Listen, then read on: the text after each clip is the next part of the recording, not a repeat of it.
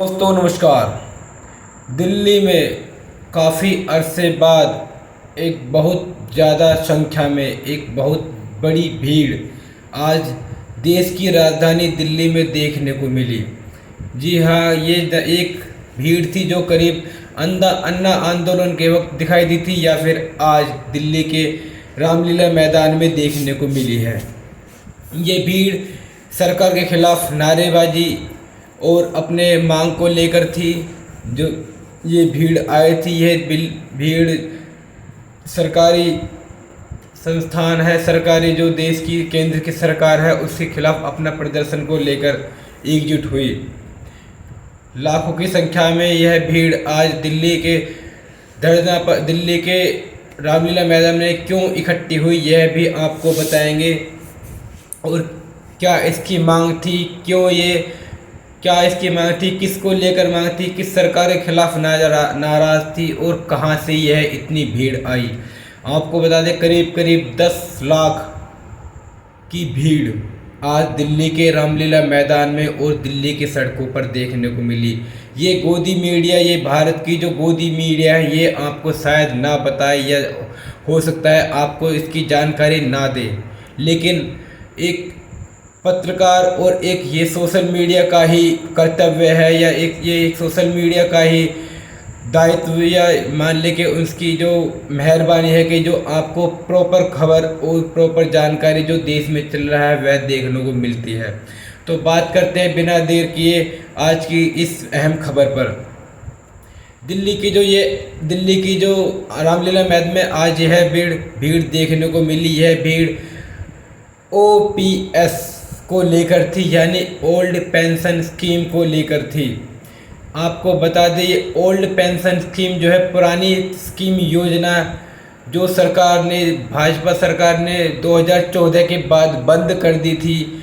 कांग्रेस के द्वारा यह स्कीम लाई गई थी। मनमोहन सिंह ने अपने सरकार के तहत यह स्कीम लागू की थी। जो देश के जो कर्मचारी हैं, देश की सरकार के जो सरकारी कर्मचारी हैं, उनके सहायता को, उनकी सहूलियत के लिए बुढ़ापे की जो जीवन लाठी, उसको बुढ़ापे तक के उनको सहायता प्रदान करने तक के लिए ये स्कीम लागू की थी मनमोहन सिंह ने। लेकिन इसको बीजेपी के द्वारा 2015-16 में इसको बंद कर OROP, आपको शायद याद हो, वन रैंक वन पेंशन योजना का लालच देकर, जो जुमला जिसको हम बताते हैं देश की जुमलेबाज सरकार जिसको कहा जाता है, OROP one rank one pension योजना के तहत इसको बंद कर दिया गया था। लेकिन ना तो देश की जनता को OROP का लाभ मिला और ना ही ओल्ड पेंशन स्कीम को जारी रखा गया। इसको बंद कर दिया गया यह बता कर के हम OROP लाएंगे, वन रैंक वन पेंशन लाएंगे, और यह सभी चाहे वह आर्मी हो या किसी भी स्कीम या किसी भी मंत्रालय में हो, उसको उसी के तहत दिया जाएगा।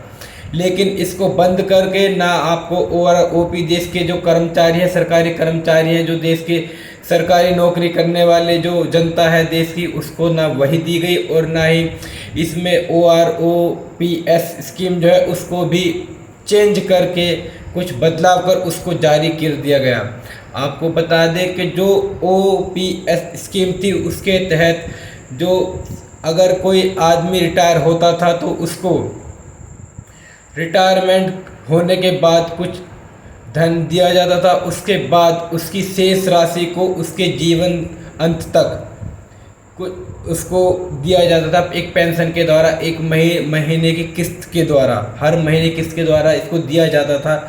लेकिन जो लागू की गई उसमें ऐसा कुछ नहीं है।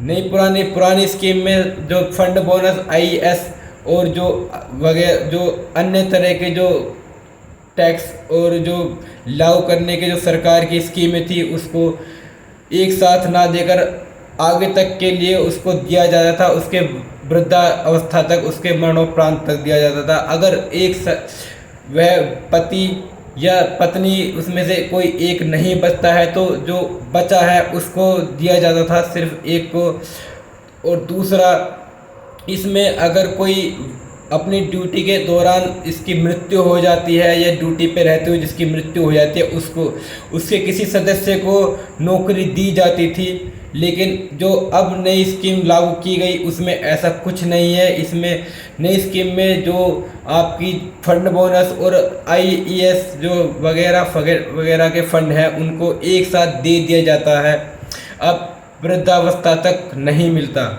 इसको लेकर जो सरकार, जो देश की जनता है, देश के जो सरकारी कर्मचारी हैं वह काफ़ी आक्रोश नजर आए। उन्होंने धरना प्रदर्शन किया, उन्होंने मांग की, उन्होंने इसको दोबारा लागू करने के लिए कहा। उन्होंने यह बताया कि अगर सरकार हमसे वोट चाहती है तो हमें जो ओपीएस स्कीम है उसको दोबारा लागू करे, हमें यह नई स्कीम नहीं चाहिए।